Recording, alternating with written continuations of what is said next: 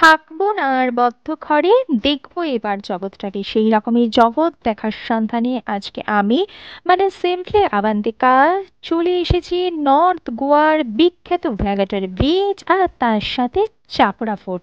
সেখান থেকে আজকে আমি সানসেট দেখবো, দেখবো সূর্য দেবতা কিভাবে পৃথিবীকে বিদায় জানাচ্ছে।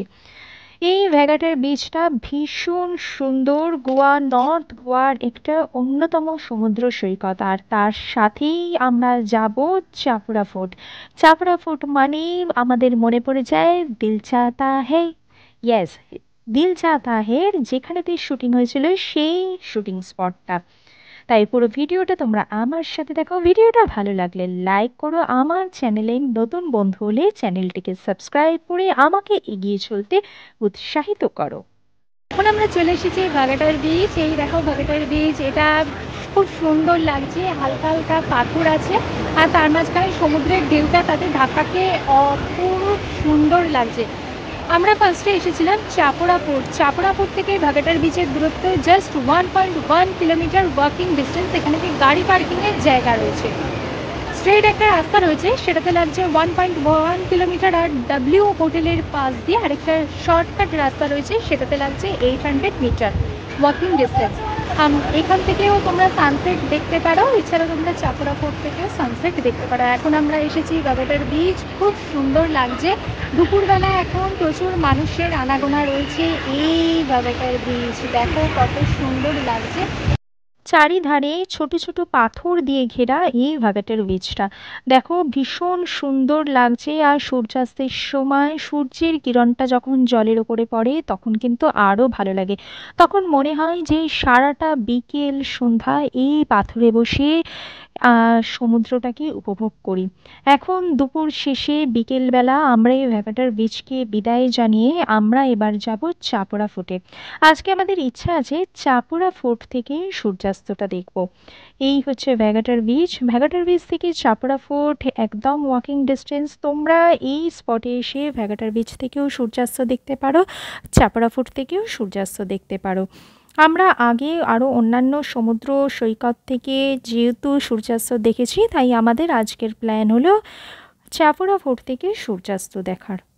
এই হচ্ছে ভ্যাগাটার বিচ। এখানেতে ভীষণ সুন্দর একটা সমুদ্র সৈকত। নর্থ গোয়ার একটি অন্যতম সমুদ্র সৈকত হলো এই ভ্যাগাটার বিচটা।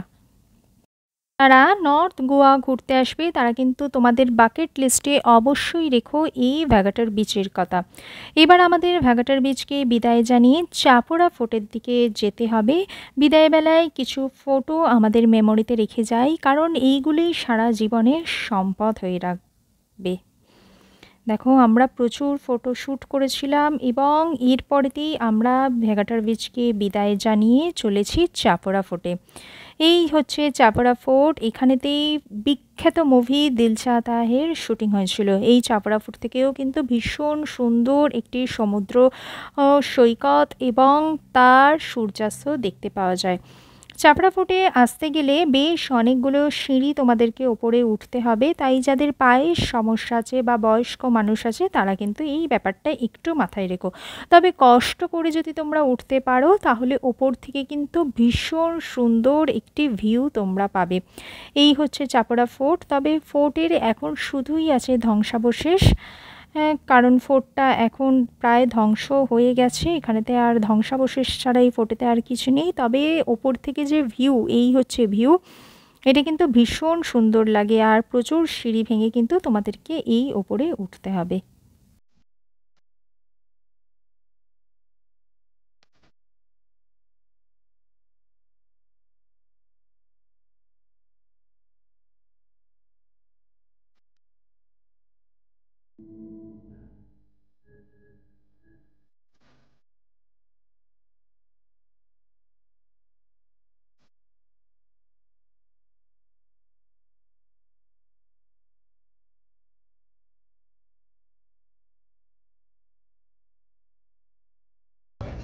এখন আমরা চাপড়া ফোর্ট থেকে সূর্যাস্ত দেখতে পাচ্ছি।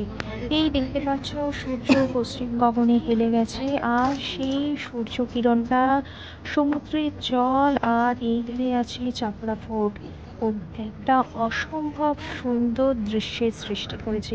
এখানটা ছেড়ে যেতে ইচ্ছা করছে না, এত সুন্দর সেই দৃশ্য।